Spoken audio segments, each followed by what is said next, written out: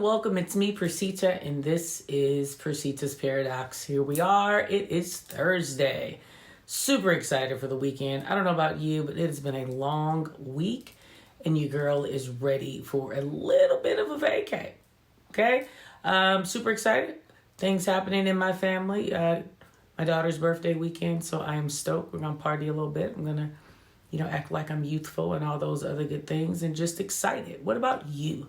How are you feeling? I hope this message finds you in a great place and you are progressive and happy in your thoughts because you are happening. If you are new to this channel, thank you so much for joining me today. Again, I always appreciate you giving me the opportunity to come and speak to you because you didn't have to. Plenty of people on Instagram and on Facebook and on YouTube for you to spend your time with. So to come and bother yourself with me on YouTube today, I greatly appreciate it. And of course, if you are a OG subscriber, you know what it is. Without you, it just wouldn't be popping. We wouldn't get the new people, right? So thank you so much for your continued shares and thank you so much for your continued support. So now that we have gotten that off of the table, a little bit of business, make sure that you are liking, sharing, subscribing, all that other good stuff, commenting, telling everybody about it, reposting, all that other good stuff. Okay, now that we've gotten all of that stuff off the table, I wanted to talk to you today about just the premise of perspective. And before I start, let me say that I'm going to be a little transparent about some things in my world right now. So do understand that I'm coming from a perspective of something that actually happened to me. So if you can relate, so be it. If not, just a great story time for you. So I literally went one day and actually called a friend, and I was, in a bit of a turmoil in my mind. Okay, in my mind, I felt as if, people just were not like coming up to snuff, right? Some people in some services that I had hired to do some things weren't really coming in properly in my mind. They weren't being very professional in my mind. And, I thought I would just actually go and phone out to a friend to vent, right? I mean, that's what we do. And it was absolutely comical because before I could even really get the words out of my mouth on how I was irritated, she met me with an energy that was just kind of like, who cares? And it wasn't a who cares like she didn't care. It was a who cares like whatever I was complaining about just was not big enough to warrant a conversation. Now, my initial reaction was one that just kind of put me in a place of like, okay, like you've called me plenty of times and been whatever this is that you're feeling like I'm being, be it petty, be it extra, I don't know, whatever it was, right? But it was something in that actually brought me back to a place where I had to stop and really ask myself, was it really that important?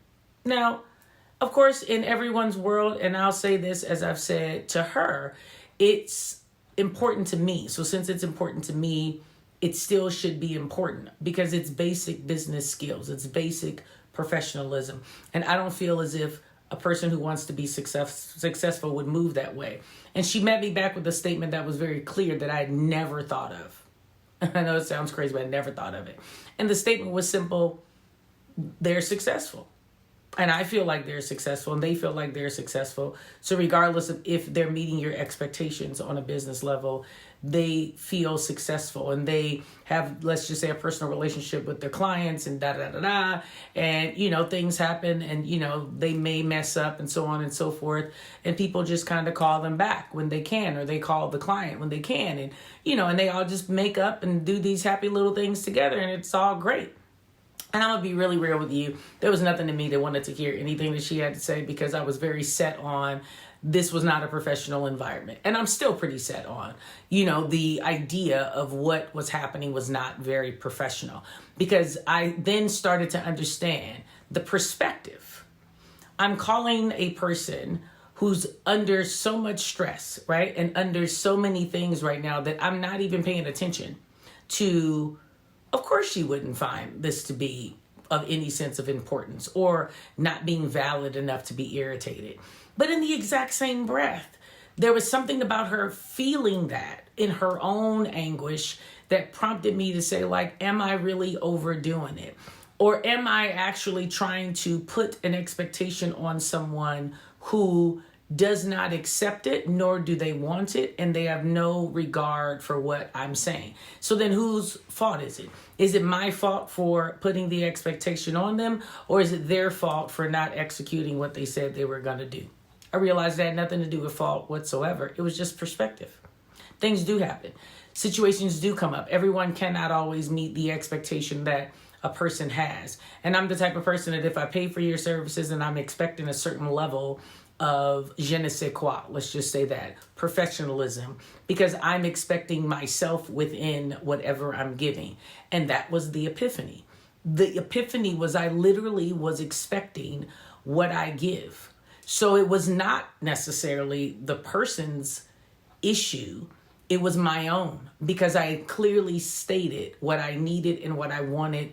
And I had already seen the perspective of the services probably weren't going to be the way that I asked them to be, because that was not the way this person conducted themselves. Now, the point being is, would you ever expect someone to do what they said they could do? Yeah. And as I told my friend, that was my issue. I had actually discussed with the individual, in regards to our business transaction, the things that I was requiring and what I was looking for. And of course, they came back with they could actually execute it. But what her point was, is that who would actually say that they can't do what it is that you're looking for? And that then brought me to a place where I was like, wow, what I'm learning in this conversation, even though I was completely pissed that I was not able to stay in what I wanted to call my irritation of the day, because she now had me feeling defensive about the way that I was feeling, as if it wasn't even a big enough scenario, even though I think we could agree that it was big enough because it was big for me. And then that's the perspective of me understanding that each person will have an angle on what's important and what's not important. And just because someone else doesn't feel like what you're feeling is important doesn't make it any less important. But you have to be very clear in who you're talking to. In my case, when I'm trying to bounce it off of you, to feel validated in my irritation. She was not available to be irritated with me because she didn't feel as if it was really necessary to be irritated, because of her own perspective of the situation, being it was too minute to care. For me, it was my time, and my time is never minute. So I'm going to then say that no, this was a very big perspective, right? And it was a very big angle on why it's not handled. And the more I kept spinning it in my head, the more I said to myself, how many times have we been in situations, especially relationships, and you don't feel as if you're getting heard the way you should because the other person isn't taking your perspective into play? And I wondered how many relationships have actually broken apart, never to be mended again, because there was just never a dialogue that actually transpired between the two to understand where the disconnect was. And in that is what I learned with my actual scenario of my perspective, was that the person should just know it. I told them what I needed, what I wanted, what I expected, and it was their responsibility after they accepted to come to play perfectly in what I expected. Their perspective was things happen. Of course, my initiative towards you is always going to be a positive one and a perspective of priority, but things happen. Which one's right? Neither. That's the crazy part. Neither's correct. They're correct for each individual person, but when it becomes a collective, it's this idea of trying to come up to a neutral place to be able to move forward. But the only way to do that is to actually have the big enough heart in the scenario to want to communicate about it. And I use heart because sometimes we just get into our feelings so much that we just don't want to be vulnerable anymore. We already feel as if you've been vulnerable and now you've been disrespected or, like I said, irritated, and you don't want to communicate. And what my friend actually taught me in that moment was I really needed to communicate with the individual, because there was something that was shifting in our transaction that I was not comfortable with. And maybe, just maybe, it didn't seem that big of a deal to the other person. But I'm assuming that they would know that it would be a big deal. Right? And it's crazy because in moving forward in it, you start to really understand you just have to constantly reassess. So when your perceptions are changing about an individual, I'm understanding from that conversation is that you really have to go back and figure out if they're still on board or if something has changed, and give room for that. I'm not a big proponent of giving room. I'm going to be very honest with you. I'm a very, very brutally structured, straight shooting person. If I say I'm going to do it, I'm going to do it. I'm going to do it to the best of my ability. And I will literally lose a limb trying to make sure things are done, because my word is all I have. My integrity is never for sale. And I'm always going to be about that life. But here's the irony. I still need to understand that some of that has actually stressed me through the years.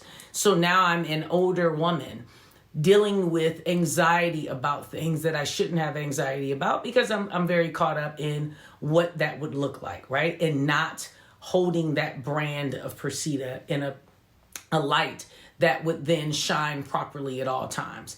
And what I'm saying to you today is I'm learning that my perspective of myself is off, which then causes me to have a perception of others to be off.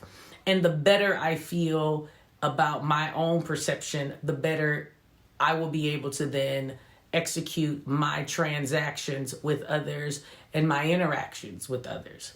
So I propose that today to just kind of check your own perspective and understand that, yes, as I'm still telling you, and I will wholeheartedly stand on, my time is everything. Do not waste my time. I don't waste yours. Don't waste mine. It is that simple. I still feel that way. But there's been a lot of times that I've never expressed it to the individual. I just walk away.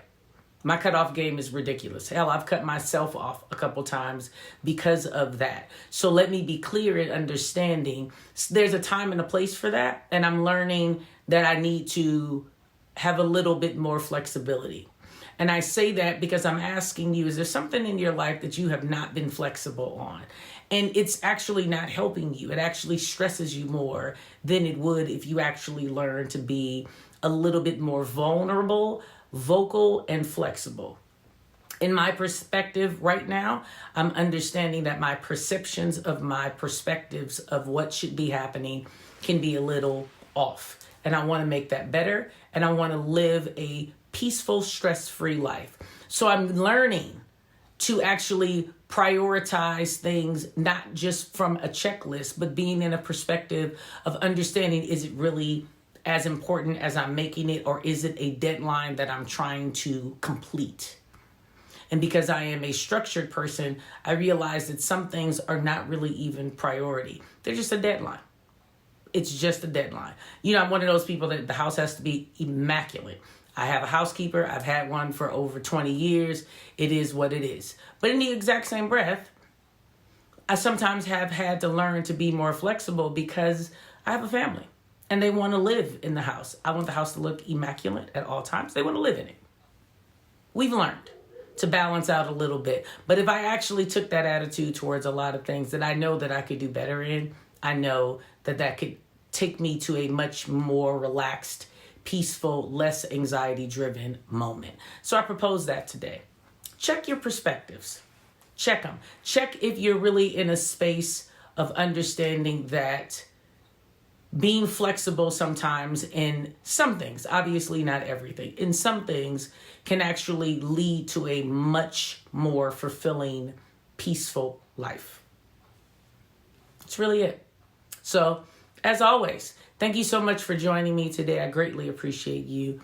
You literally have given me a platform that I can't even tell you how much I appreciate. So thank you. Thank you, thank you, thank you. And of course, if you have some comments, feel free to leave them. Feel free to email me, as always, if that's more comfortable. And what else do I have to really say? Really nothing more than the usual, which is live life authentic. Living your life authentic is such a rewarding place. It's such a place of you really understanding like it's really okay to be you and you're enough, right? I mean, I had an actual statement that I posted on my Instagram today, and it just sounds like this. I woke up today and honestly, fully gained true understanding on everything that I need is either within me or it's within reach. And in understanding that nothing's impossible.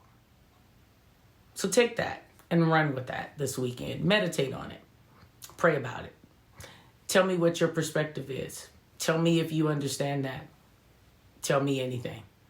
But live life authentic. As always, thank you so much. Have a blessed weekend. Bye-bye.